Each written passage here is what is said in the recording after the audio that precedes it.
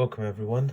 This is a quick video on how we calculate the arc length of a circle.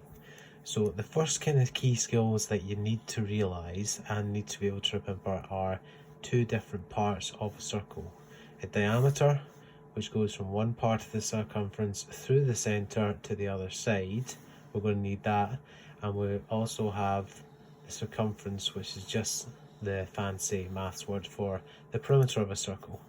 We should know that pi is 3.14, and to calculate the circumference of a circle, it's pi times the diameter.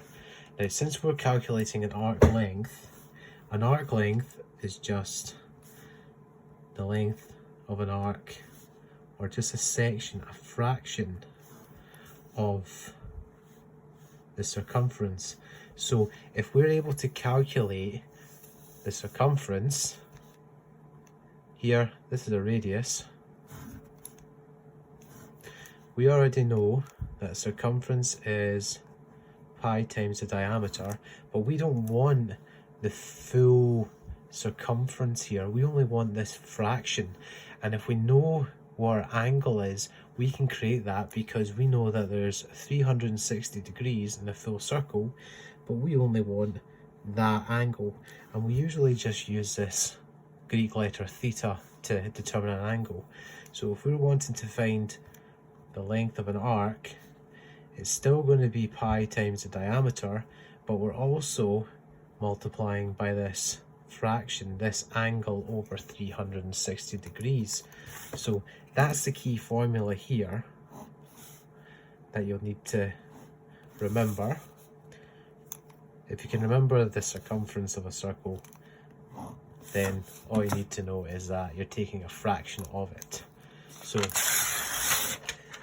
for example, let's just say we have this circle here, and we want to calculate the arc length of this. Now I'm going to put this down to be about 60 degrees, and the radius I'm going to give to be 4 centimeters, and we want to calculate this, what we call the minor arc. So the minor arc is the smaller one, the major arc is the bigger. So minor is small, major is bigger. So our arc length is whatever our angle is divided by 360 degrees times by pi times by our diameter.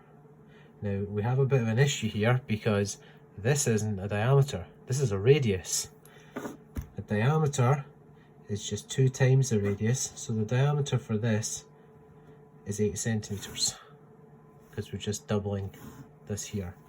So arc length is our 60 degrees divided by 360 degrees times by 3.14 times by our diameter, and remember, it's not 4, this is the radius, our diameter is 8. And one of the great things about this is we get to use a calculator. So on some calculators you might see this button here where it gives you the fraction, so you can just type in as the fraction 60 over 360 times by 3.14 times by 8, and it's just as simple as pressing the equals button. And seeing as though we've got a fraction here, just make it into a proper number that we can put down. And so our arc is 4.19 centimeters, and that is to 2 decimal places. Simple and straightforward as that. The best thing about this is we get to use a calculator, but it all stems from this formula where pi d is our circumference. This is the fraction that we want, the fraction of the arc. We substitute our values in and we get our answer once we've plugged it into the calculator. So let's try another one. This time let's pick a number that's not a multiple of 10. Let's pick different number, a bigger number. Let's just say we want to find this major arc here. This major arc going from A to B. Now I'm going to set this out to be about 213 degrees, and our radius length, let's just make it 7.6 millimeters. So once again, our arc length is our angle divided by 360 times by pi times by our diameter. Now remember, this is not a diameter, this is a radius. The diameter is 2 times the radius. So here our diameter is going to be 15.2 millimeters.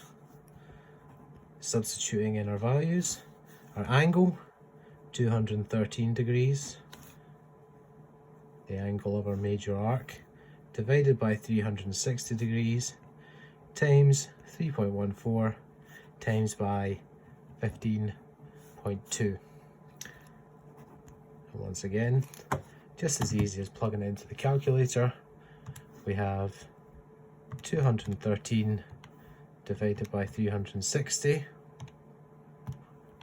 times by 3.14 times 15.2, and we get 28.24 millimeters, and once again that is to 2 decimal places.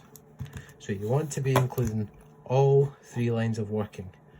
First, the formula, your substitution, so your angle, pi being 3.14, and your diameter. Remember, this is a radius, not a diameter, so we have to double our radius to get our diameter.